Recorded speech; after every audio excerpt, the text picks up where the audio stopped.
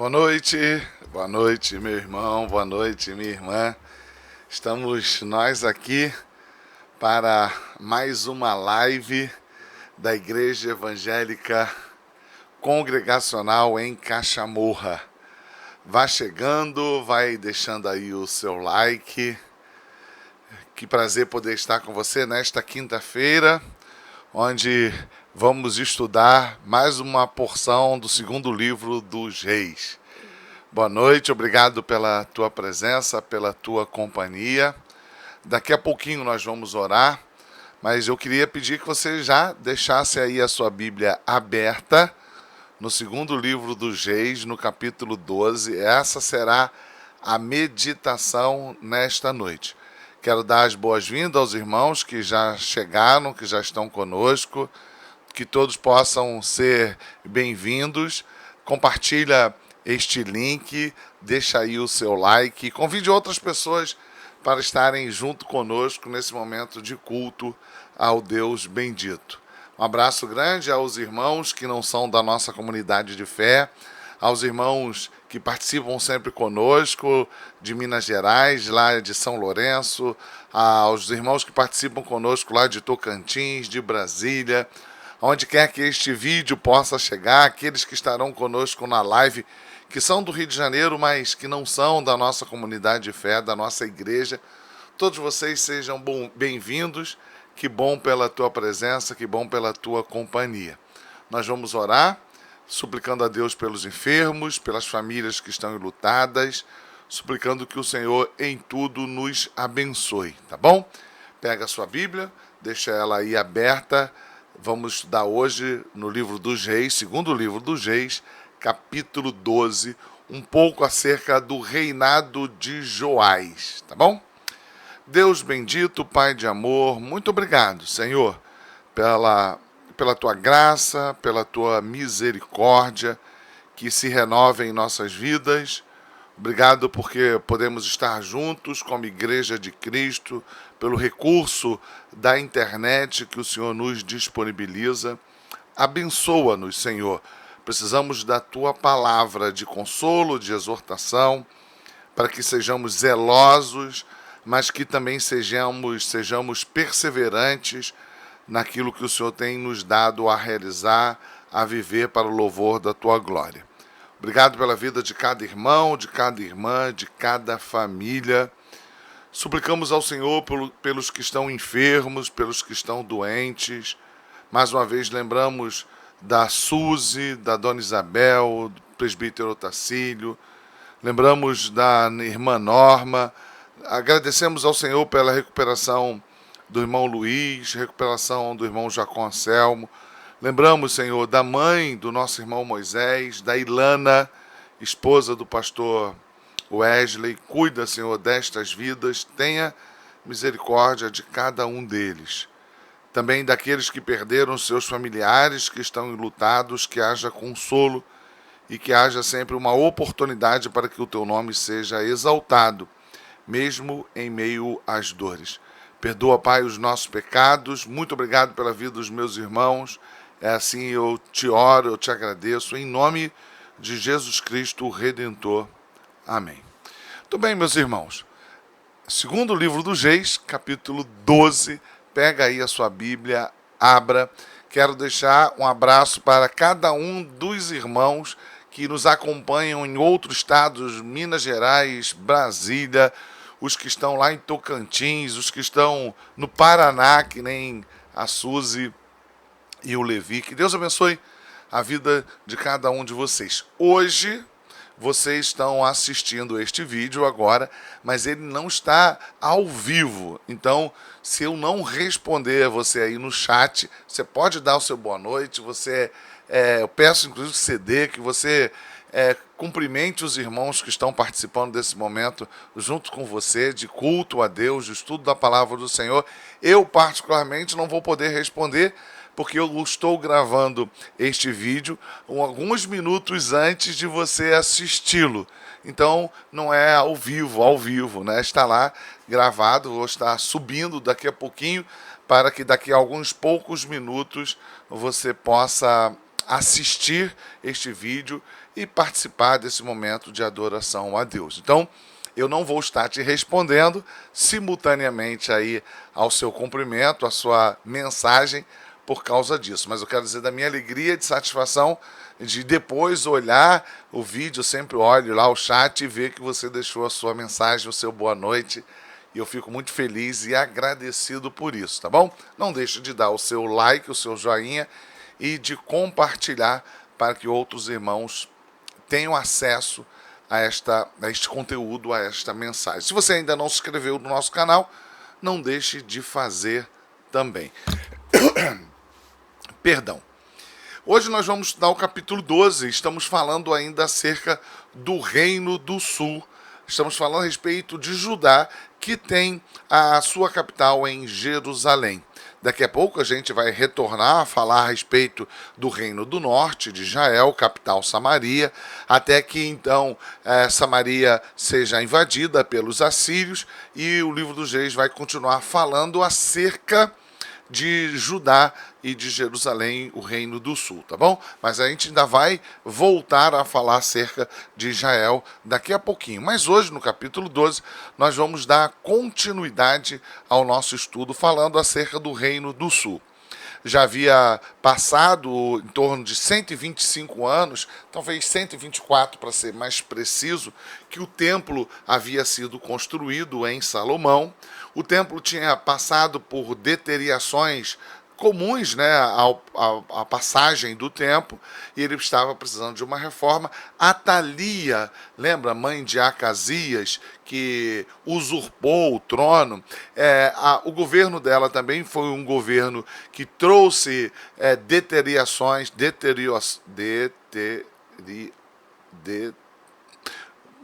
o templo foi deteriorado. Desculpa, às vezes a palavra engasga, tá bom? Não me constrange. Daqui a pouco eu vou falar a expressão da forma certa. Espero, tá bom? Ou não vou me arriscar para não continuar errando. O templo passou a ser deteriorado de uma forma mais intensa no tempo dela, no tempo do reinado dela, no tempo onde ela governou, usurpando o trono. Então chegou o governo de Joás. Joás foi aquele que foi preservado quando ela tentou matar os seus descendentes para que ela não tivesse concorrência no tempo do seu governo. Como vimos, né, lá no capítulo anterior, no capítulo 11. Se você não assistiu os estudos anteriores, então não deixe de olhar lá e estudar. Terças-feiras nós estudamos livro de Gênesis e às quintas-feiras estamos seguindo no segundo livro dos Reis. Então, o tempo tinha passado por o templo tinha passado por desgastes. Vamos mudar porque a palavra não saiu. Por desgastes da passagem do tempo, naturalmente, mas tinha sofrido desgastes mais intensos pelo governo de Atalia. E Jeú, ele é considerado um bom rei. Ele é considerado um rei que foi zeloso quase todo o tempo do seu reinado. E isso nos chama muito a atenção. Ontem, no estudo que nós tivemos, né, no livro dos Salmos, junto com o nosso irmão diácono Antônio Carlos, ele falou sobre isso, sobre a preservação dos santos, sobre a perseverança dos santos na trajetória, na caminhada. Isso é algo que a gente precisa buscar no Senhor. O que isso quer dizer? Nós temos um tempo para uma trajetória terrena. E ainda nesse tempo, mesmo salvos em Cristo Jesus, nós temos a presença do pecado. O pecado ainda é algo que nós produzimos, mesmo sendo salvos em Cristo Jesus. Então, a gente precisa buscar a presença do Senhor em contínuo, buscar a presença do Senhor de forma continuada. Uma vez eu ouvi de um amigo que eu nunca mais esqueci, que a vida cristã não é um tiro de 100 metros, ou seja, não é uma corrida. Pensa aí nessas corridas olímpicas, né, do atletismo olímpico, a corrida de 100 metros, de 200 metros e tal. A vida cristã não é um tiro de 100 metros, uma corrida de 100 metros, mas uma maratona. Eu nunca mais esqueci isso, porque você percebe que muitas pessoas começam bem, muitas pessoas vão animadas, muitas pessoas começam projetos, trabalhos, mas facilmente desanimam, facilmente desistem. São pessoas que não entendem a necessidade da perseverança. E por quê? Porque elas se deixam fragilizar pelas adversidades da vida, pelas crises, pelas dificuldades e pelo pecado que habita em nós. Então a gente precisa se reconhecer humildes, dependentes do Senhor de forma contínua.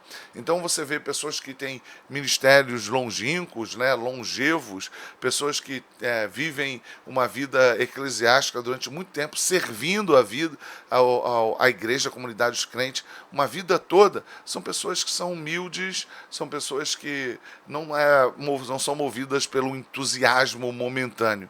Quantas vezes pessoas se colocam à disposição, pastor, pode contar comigo e tal. Aquilo é que nem um refrigerante com gás, né? Você balança aqui, puf, daqui a pouco o gás acaba. E a gente não pode ser assim. E a história de Joás é uma história que nos remete a esta reflexão. Nós não podemos ser assim. A perseverança, o perseverar, precisa ser algo parte integrante da nossa vida. E como perseveramos? Como nós olhamos para a vida cristã como uma maratona e não como um tiro de 100 metros?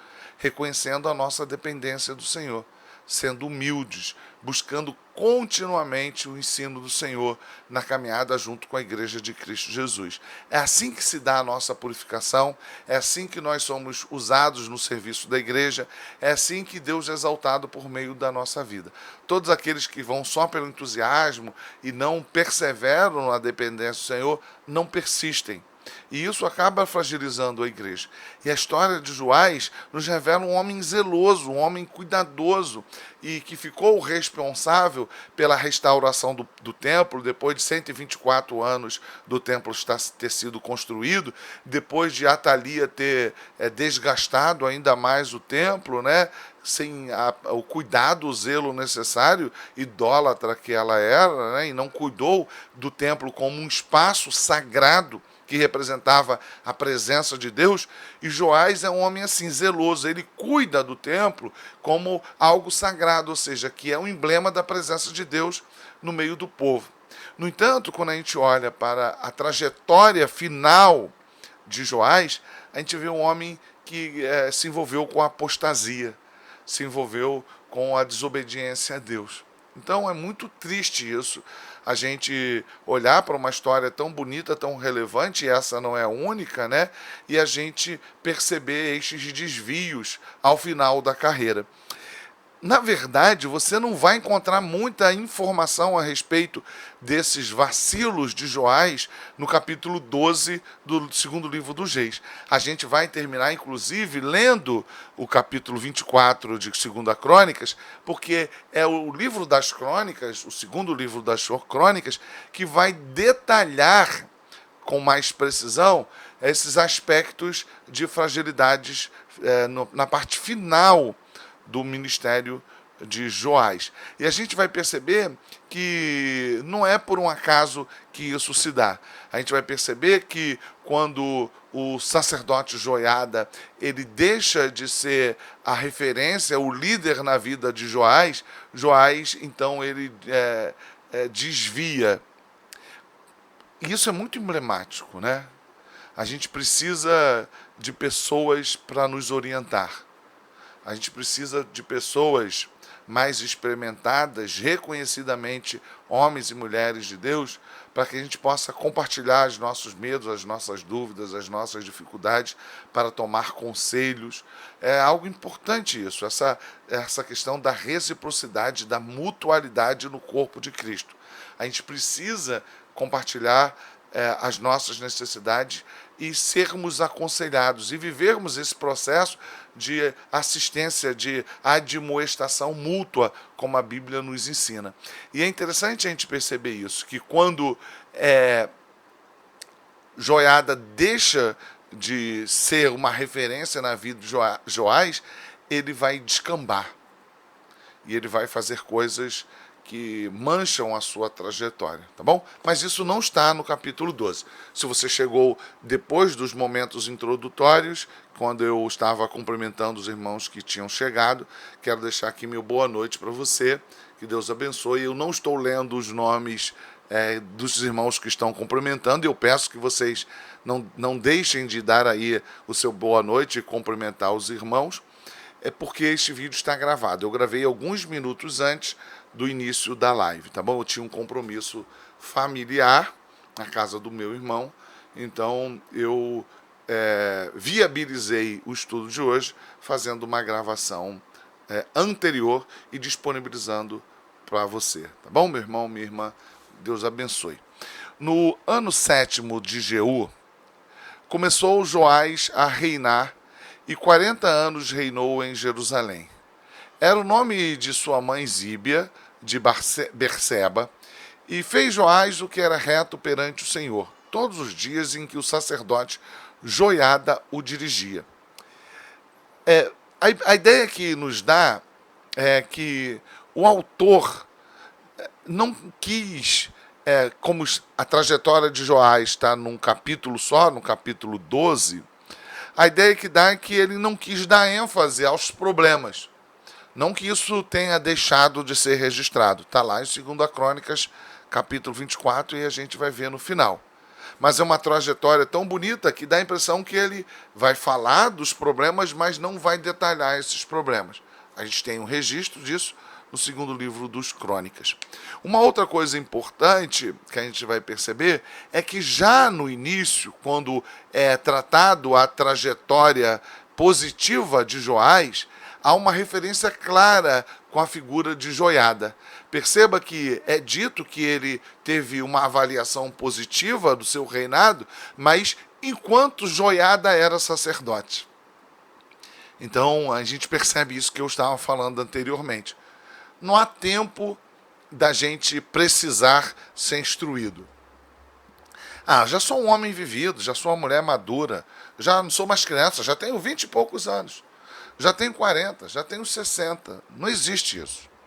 Nós precisamos ser instruídos sempre, sempre. E é a lei do Senhor que é lâmpada para os nossos pés. Então o texto vai deixar claro, né? Que todos dizem que o sacerdote Joiada o dirigia. Ele fez o que era reto perante o Senhor. Tão somente os altos não se tiraram. Aqui dá-nos a impressão, e os comentários a respeito desse texto vão ratificar isso, que não eram necessariamente ídolos. Ídolos como muitas vezes a gente vê em Israel e também vimos no Reino do Sul, em Judá. Nos dá a entender que eram locais de adoração idólatra, os postes, os lugares, os altos que foram preservados. Não necessariamente aquele ritual, aquelas cerimônias que eram comuns em Israel, Reino do Norte, e que muitas vezes também esteve presente em Judá. Mas isso quer dizer que ainda havia problema. Sim, ainda havia problema no reino de Joás, embora ele tivesse uma avaliação positiva, ainda na época do sacerdote Joiada, instruindo ele ainda tinha alguns problemas. E quais eram os problemas? Os altos não foram retirados. Aqueles lugares... Opa, perdão, tá? Desculpem, meus irmãos. Eu tenho recebido... Coloquei um número novo no meu telefone, aproveitando um chip que eu já tinha aqui, e acabou que tenho recebido muita ligação neste número, né? Muita ligação, chamando por outros nomes, pessoas anteriormente que usaram este número, né? E aí ninguém nem sabe, vou abaixar aqui o som, ninguém nem sabe o número, né? Na verdade nem eu sei esse número desse chip novo que eu coloquei, e como toda hora eu fico recebendo ligação, né? São proprietários anteriores do número, perdoe-me, tá? Então, é isso. Apesar de ser uma avaliação positiva, mesmo quando Joiada era sacerdote que o instruía, ainda havia ali resquícios da idolatria que Joás não conseguiu tirar de forma plena. O que isso nos mostra? Nos mostra, irmão, de modo geral, como a idolatria é algo difícil, né? A idolatria é algo difícil de ser percebida, a idolatria é algo difícil de ser retirada. A idolatria, esse sincretismo, adorar a Deus e mais alguma coisa, adorar a Deus e a algum outro ídolo, isso é algo comum, recorrente na nossa vida. A gente adora a Deus, vai no domingo na igreja, presta culto, mas durante a semana a gente se vê envolvido com idolatria. Idolatrias que muitas vezes nós reconhecemos e desobedientemente insistimos em vivê-los. Mas outras vezes, idolatrias que a gente nem se dá conta, que está tão inserida na nossa cultura, que a gente nem percebe que são ídolos que nós estamos levantando. Então, isso é um sincretismo, porque somos chamados a adorar, e os 3 primeiros mandamentos do decálogo, dos 10 mandamentos, deixa isso muito claro. E já começa no primeiro mandamento falando a respeito disso, de como nós devemos adorar a Deus de forma plena e exclusiva. Ou seja, é não para todo tipo de ídolo. E aquilo que é acrescentado é sincretismo, o evangelho é adoração ao Deus verdadeiro, mais alguma coisa. E Deus não quer que a gente viva assim. Isso revela, esse texto, o como é difícil que os ídolos sejam retirados de forma plena, ampla, profunda das nossas vidas. Mesmo para alguém que foi reconhecido, pelo menos no período em que Joiada era sacerdote, como um rei que teve uma trajetória positiva. Mas ali estavam os ídolos, né? Disse Joás ao sacerdote. E aqui começa a ser descrito uma trajetória de alguém que está preocupado com o templo. Eu quero que você perceba isso. Joás é alguém que tem como o zelo com Deus e as coisas do Senhor, com o reino, o zelo, como um atributo perceptível. E isso é algo que nos falta: zelo, compromisso, cuidado. Isso tudo está dentro daquilo que nós chamamos de zelo com as coisas do Senhor. Zelo com o nome do Senhor. Zelo com aquilo que fazemos, com o serviço, com os recursos materiais. Zelo, compromisso, cuidado. Entendendo que aquilo que temos em mãos ou aquilo que fazemos é para o Senhor, é do Senhor. Então precisamos tratar com zelo, com cuidado, com muito cuidado, né? Porque isso glorifica a Deus. A gente percebe que muitas pessoas, quando compreendem claramente a doutrina da graça, elas não compreendem no nível profundo, porque a gente percebe que na medida que elas entendem do ponto de vista intelectual, cognitivo, e eu tenho lidado com muitas pessoas assim, elas deixam de ser zelosas. Parece que o zelo é algo que tem a ver com um tipo de doutrina onde o temor está presente todo o tempo. Eu não quero tornar isso tão, como eu vou dizer, tão específico. Mas quando a gente lida com irmãos de igrejas pentecostais e de igrejas neopentecostais, a gente vê que, mesmo que de uma forma legalista, algumas pessoas são muito zelosas. Não quer dizer que zelo é igual a legalismo, tá bom, irmãos? Mas, a princípio, é uma virtude e que pode ser comunicado como legalismo. Mas é comum a gente ver nestas igrejas, ditas igrejas pentecostais e neopentecostais, zelo, compromisso, esforço, compromisso com a liderança, compromisso com a comunidade, disponibilidade para servir. O que eu estou falando é de modo geral. Claro que há exceções, tanto numa aplicação quanto na outra.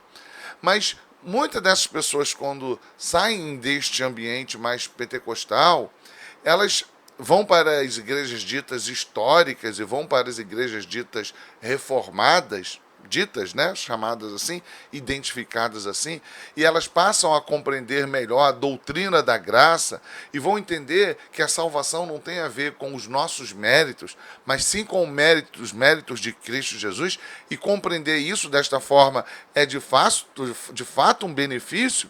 A gente começa a perceber que essas pessoas, elas perdem o zelo, deixam de ter compromisso. Ou seja, o zelo, irmão, irmã, o zelo é uma virtude. É É uma virtude, é parte integrante da nossa santidade. Claro, viver o zelo para conquistar algo, viver o zelo para pensar numa ascensão eclesiástica, viver o zelo para chamar atenção para si, tudo isso é legalismo. Viver o zelo sem ter o objetivo de glorificar a Deus, tudo isso é legalismo, tudo isso é pecado. Mas ser zeloso é virtude. Então, algumas pessoas, quando compreendem a graça e entendem que não é pelos nossos méritos, então elas se tornam relaxadas. Relaxadas. Elas deixam de ter compromisso, elas deixam de ser zelosas, elas deixam de ser cuidadosas no que fazem e naquilo que vem à sua mão para que tenha cuidado. Mas isso é uma compreensão errada da graça. A santidade, que é promovida pelo encontro com Cristo Jesus, sermos santificados, ou seja, transformados à imagem de Cristo, e isso só pode experimentar os que nasceram de novo em Cristo Jesus, faz parte da salvação. E é parte integrante da salvação a santidade, e é parte integrante da santidade zelo. Por que eu estou falando tudo isso? Que é isso que Joás apresenta como atributo. Ele é alguém zeloso. O templo estava numa condição sofrível. E o templo representa a presença de Deus. Então, ele é um rei zeloso. Ele vai buscar estratégias para conseguir recursos para promover a restauração do templo. Isso não tem a ver somente com uma obra do ponto de vista da edificação. Isso tem a ver com o zelo do Senhor. Isso tem a ver com ser zeloso. Isso é parte do nosso culto. Ok?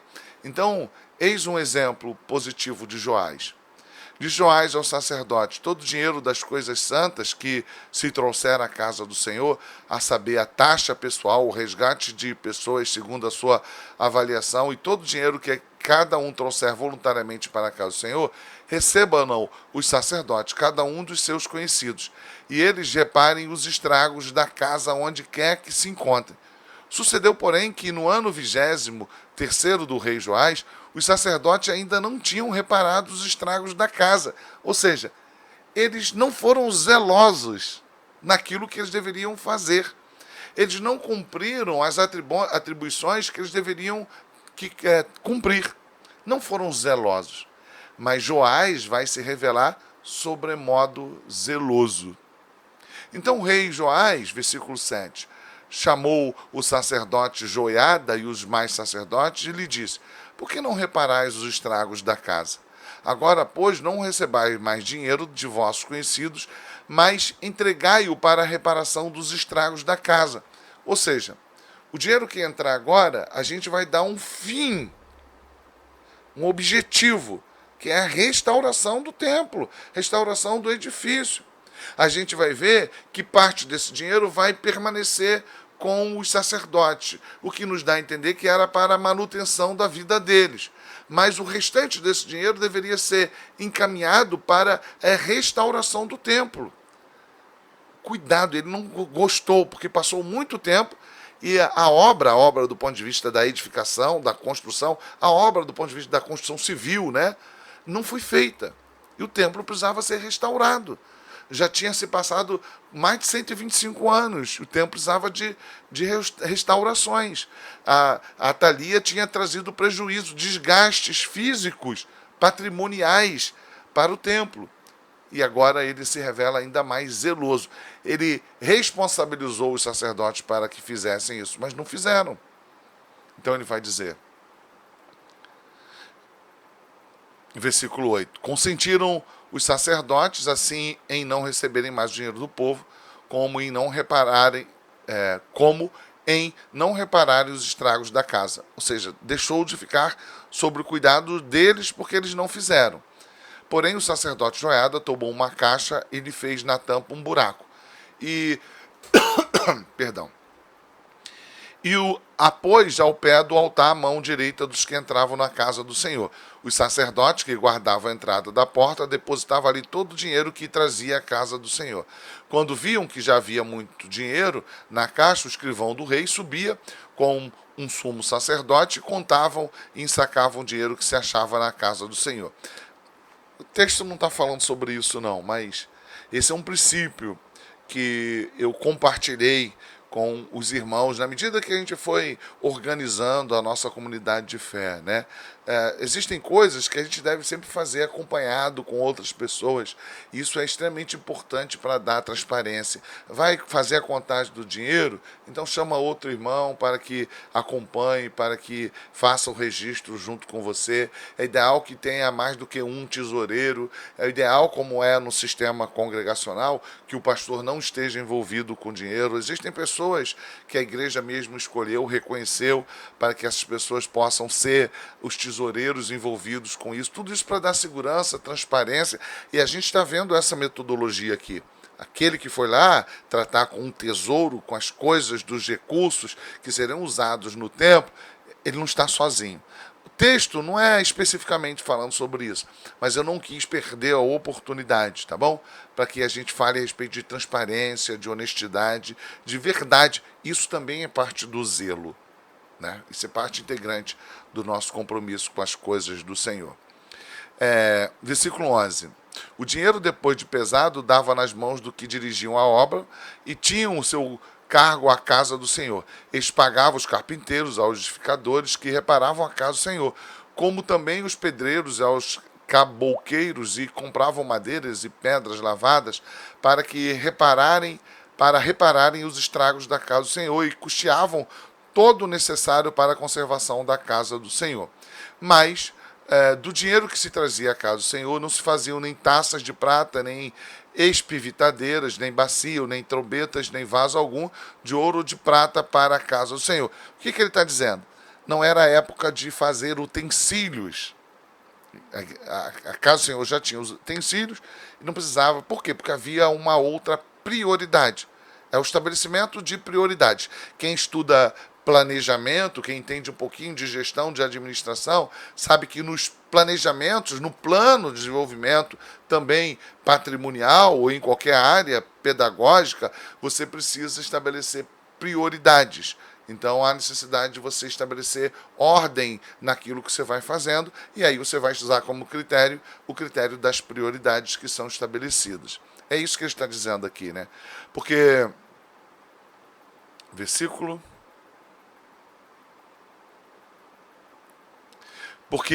14. Porque davam aos que dirigiam a obra e reparavam com ele a casa do Senhor.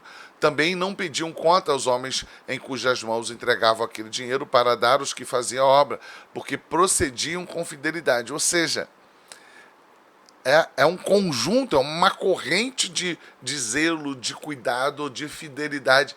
Perceba como esse texto fala de zelo, de compromisso o tempo todo. E aqueles que ficavam responsáveis por adquirir as coisas para comprar, essas pessoas eram fiéis naquilo que estavam fazendo. Tudo isso uma corrente que começa no cuidado do próprio rei, zeloso que estava sendo.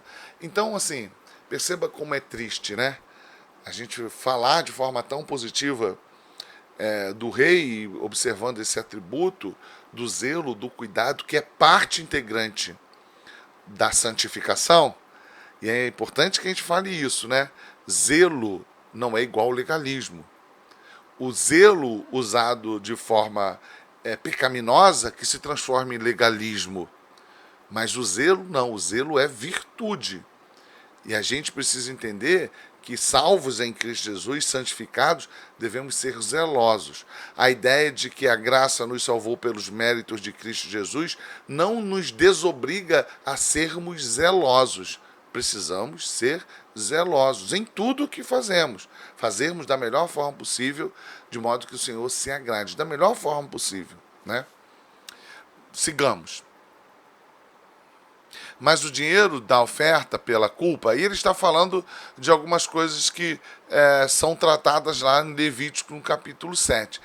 O que nos dá a entender neste texto, o texto não trabalha com profundidade, é que não era na íntegra todo o recurso. Havia um recurso que ficava nas mãos do sacerdote, provavelmente para estando associado à manutenção da vida da casta sacerdotal. Então não era absolutamente todo o dinheiro que entrava, era majoritariamente esse dinheiro, mas ele vai detalhar parte deste dinheiro, dos recursos em determinados ritos, ficavam sob os cuidados do sacerdote. Não eram dirigidos, né, para a reconstrução, ou melhor, restauração, melhor do que reconstrução. Mas o dinheiro da oferta pela culpa, aí você vê lá em Levítico 7, e o dinheiro da oferta pelos pecados não se trazia à casa do Senhor, eram para os sacerdotes. Então subiu Hazael, rei da Síria, e pelejou contra Gate, e a tomou. Depois Hazael resolveu marchar contra Jerusalém. Ele vai descrever aqui uma tentativa no reinado de Joás de uma conciliação com o rei estrangeiro. A gente sabe que, de modo geral, Deus abominava isso, porque ele dizia sempre aos reis de Israel que eles deveriam fugir destas alianças e depender do próprio Deus. Então o texto termina essa fase de elogios, de reconhecimento do zelo de Joás, trazendo uma dúvida para a vida e as decisões de Joás, né? Então sucedeu Hazael, rei da Síria, e pelejou contra Gate e a tomou. Depois Hazael resolveu marchar contra Jerusalém. Porém, Joás, rei de Judá, tomou todas as coisas santas que Josafá, Jeorão e Acasias, seus pais, rei de Judá, haviam dedicado, como também todo o ouro que se achava nos tesouros da casa do Senhor e na casa do rei, e os mandou a Hazael, rei da Síria, e este se retirou de Jerusalém. Se você quiser também ver mais detalhes sobre isso, no mesmo capítulo 24, segundo a Crônica, também é abordado sobre isso, tá bom? A gente vai chegar lá quando a gente estiver estudando Crônicas, esses detalhes que o livro dos Reis não trazem. Quanto aos mais atos de Joás e tudo que o fez, porventura não estão escritos no livro da história do rei de Judá, os livros, né, os registros, que obviamente a gente não os tem na totalidade, mas temos dois que Deus permitiu que fossem escritos de forma inspirada e preservados, que são, além dos livros dos reis, os livros das crônicas. Levantaram-se, versículo 20 ao 21. Levantaram-se os servos, conspiraram e feriram Joás na casa de Milo. O autor do livro dos reis, ele não detalha isso. Mas isso é parte da morte de Joás, ele vai ser ferido, vai ser conduzido para casa e depois vai morrer. Isso faz parte de um processo de declínio de Joás depois da morte do sacerdote Joiada, que o autor parece-nos não querer dizer. Talvez para que ficasse registrado, pelo menos aqui neste texto, isto que nós vimos. O atributo zeloso de Joás. Deus quis que ficasse isso comunicado desta forma, mas Deus permitiu que nós soubéssemos o final da vida de Joás. Isso me causa muita tristeza sempre que eu vejo, né? Por isso eu comecei o estudo dizendo que a nossa vida não é um tiro de 100 metros, mas uma maratona, onde a gente precisa, como vimos ontem no estudo de Salmos, junto com a União de Homens, junto com o nosso irmão diácono Antônio Carlos, perseverar no Senhor. Levantaram-se os servos, conspiraram e feriram Joás na casa de Milo, que está na descida para Sila. Porque Josacá, filho de Semeate, e Josabade, filho de Some, seus servos, o feriram e morreu, e o sepultaram com seus pais na cidade de Davi. E Amazias, seu filho, reinou em seu lugar. Mas hoje eu faço questão, mesmo que já esteja um pouquinho adiantado, que você vai lá para o segundo livro das Crônicas, no capítulo 24. E eu não vou ler todo o livro das Crônicas, eu quero ler só a partir do versículo 17, tá bom?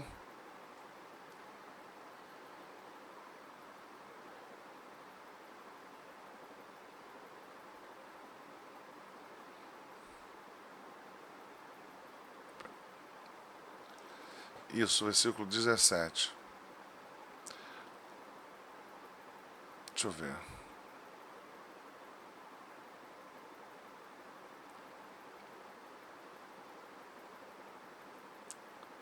Vamos ver a partir do 17. E aí você vai ver aqui um trecho triste, né? Que é o declínio da vida de Joás, né? Um homem que foi usado pelo Senhor, que foi destacado como um homem que teve andou de forma reta, que tinha no zelo, né, da casa do Senhor o principal atributo, mas se contaminou. E a gente precisa tomar muito cuidado, né? Por isso que Paulo vai nos instruir para que aquele que está de pé tome cuidado para que não caia. Versículo 17. Depois da morte de Joiada, e aí percebe que este é o parâmetro temporal. Este é o sinal do declínio de Joás. Então, por isso que eu insisti dizendo que a gente precisa ser instruído. Se você é jovem, busque instrução. Se você é casado, busque instrução. Busque instrução, meu irmão, busque instrução, minha irmã. Busque instrução. Se você é pai, busque instrução. Se você é idoso, já experimentado, busque instrução. Não, nunca é cedo e nunca é tarde demais para que a gente busque instrução. A igreja precisa ser aconselhado mutuamente. Isso quer dizer que só o pastor está apto para aconselhar, para orientar? Não, irmãos. A gente precisa aprender a fazer isso um com o outro. Eu também procuro fazer isso. Eu procuro compartilhar, pedir conselho. E isso diminui em muito a nossa possibilidade de errar. E não é por um acaso que aqui é determinante na trajetória de Joás o fato da morte de Joiada, que era um referencial daquele que compartilhava a lei do Senhor, a Joás. Aquele que, de alguma forma, era uma referência de retidão. E quando ele não tem mais isso, ele começa a seguir o seu próprio coração. Depois da morte de Joiada, vieram os príncipes de Judá e se prostraram perante o rei, e o rei os ouviu. Deixaram a casa do Senhor, Deus de seus pais, e serviram aos postes ídolos e aos ídolos, e por esta sua culpa veio grande ira sobre Judá e Jerusalém. Como é que pode? É incrível isso, né? A gente está falando da mesma pessoa. Mesma pessoa. Porém, o Senhor te lembra de Salomão, né? É muito triste. Ontem no estudo foi lembrado, no estudo do diácono Antônio Carlos, de Salmo, da União de Homens, foi lembrado disso, né? De Salomão. Porém, o Senhor lhes enviou profetas para os reconduzir a si. Estes profetas testemunharam contra eles, mas eles não deram ouvidos. O Espírito de Deus se apoderou de Zacarias, filho do sacerdote Joiada. Sabe o que ele vai fazer? Exortar. E você sabe o que vai acontecer com ele? Vai morrer pela mão de Joás. E isso é muito incrível. Eu fico muito pasmado. Joiada era a referência para Boaz. E agora Deus usa na morte de Joiada um de seus descendentes para fazer com o rei assim como Natã fez com Davi. E não parece a mesma pessoa. O Espírito de Deus se apoderou de Zacarias, filho do sacerdote Joiada, o qual se pôs em pé diante do povo e lhe disse: Assim diz Deus, por que transgredis os mandamentos do Senhor, de modo que não prosperais? Porque deixaste o Senhor também, ele vos deixará. Conspiraram contra ele e o apedrejaram por mandado do rei, no pátio da casa do Senhor. A casa que foi restaurada pelas mãos de Joás. A casa de Deus que representa a presença de Deus. Ou seja, é Deus testemunhando a desobediência de Joás, a infidelidade de Joás, a corrupção de Joás, a idolatria de Joás. É incrível, né, ter acontecido ali no pátio da casa do Senhor. É Deus testemunhando. Como que a gente pode sair de uma condição santa, purificada, para se envolver na lama? Por isso eu falei da perseverança. Por isso que eu falei da necessidade de sermos lembrados que vivemos uma maratona, não uma corrida de 100 metros. Versículo 22. Assim o rei Joás não se lembrou da beneficência que Joiada, pai de Zacarias, lhe fizera, porém matou-lhe o filho. Este, ao expirar, disse: o Senhor o verá e o retribuirá. Lembra-nos o Cristo de Deus, né? Ou seja, ele esqueceu. Ele foi sustentado pelo Senhor pela vida de Joiada e ele esqueceu. Será que não é assim você também? Você esquece dos benefícios do Senhor. Você esquece das mãos do Senhor te sustentando. Você esquece das pessoas que Deus usou para te sustentar, para cuidar de você.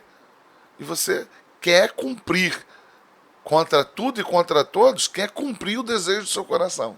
Idólatra.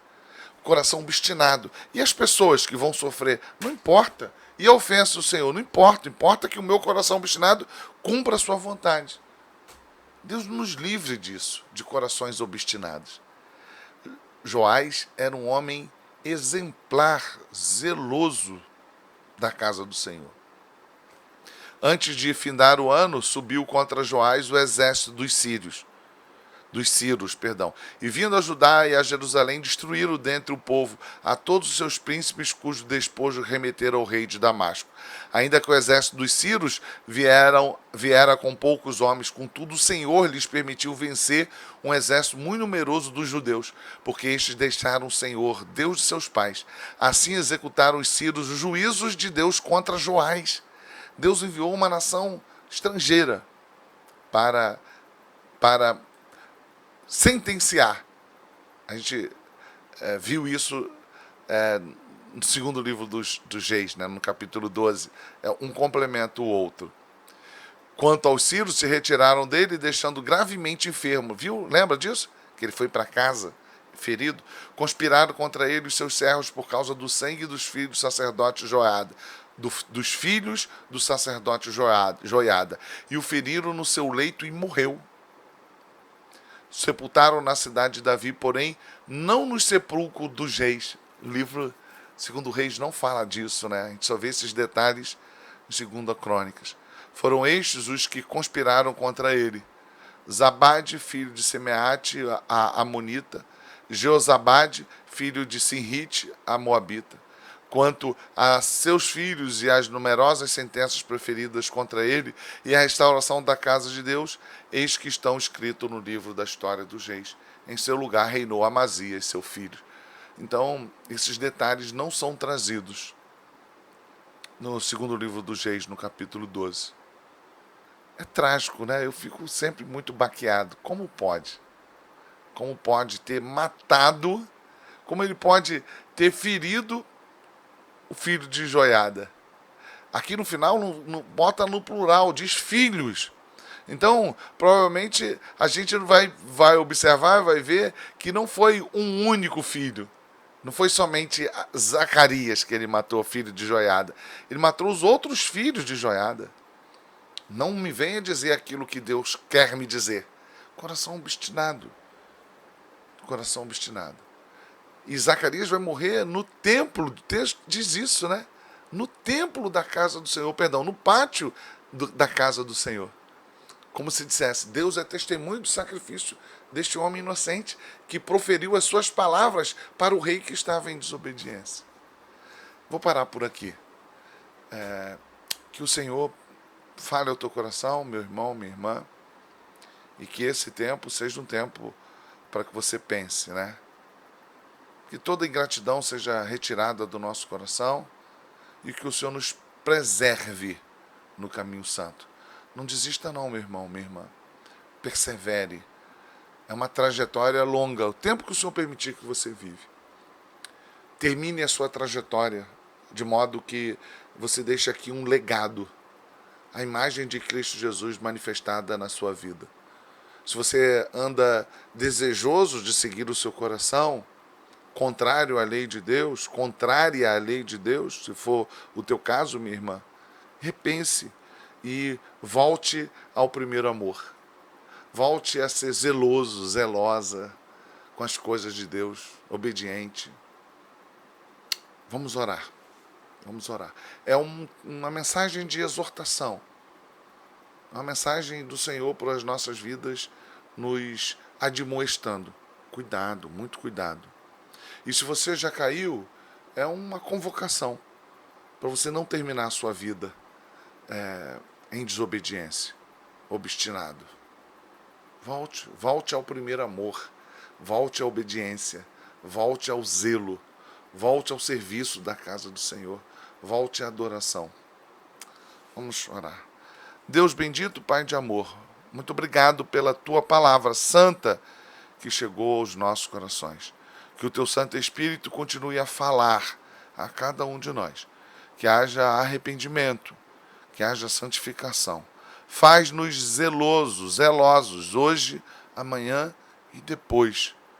Persevere, Senhor, nos faça perseverar em Ti. Haja em nosso favor para que continuemos preservados no Teu serviço, no Teu reino, naquilo que o Senhor tem colocado em nossas mãos para que seja realizado por meio das nossas frágeis mãos. E se há entre nós alguém, Senhor, que já tem ouvido o coração, que anda obstinado, que o Senhor traga arrependimento e que este irmão e esta irmã volte ao primeiro amor, abandonando a desobediência, abandonando o coração obstinado para ouvir a Tua voz. Nós Te louvamos agradecidos em nome de Jesus Cristo. Amém. Muito bem, se você entrou aqui depois que eu expliquei, a live de hoje, na verdade, é um vídeo gravado, porque eu tinha um compromisso e eu não pude estar online. Então gravei alguns minutinhos antes para que você pudesse ter acesso na hora devida, às 20 horas, né? Que é a hora que a gente entra. Para você pudesse, às 20 horas eu teria um compromisso familiar, não poderia estar presente, mas está aqui o estudo, esperando de verdade que isso tenha sido edificante para a sua vida, tá bom? Deus abençoe, que Deus guarde a tua mente, o teu coração. Fica com Deus. Muito obrigado pela tua companhia, tá, meu irmão, minha irmã? Um abraço aos meus irmãos da nossa comunidade de fé, aos nossos irmãos do Rio de Janeiro que participam conosco, aos irmãos de vários estados e lugares que estão sempre conosco. Deus os abençoe sempre. Amo vocês, amo você. Fica na paz de Cristo.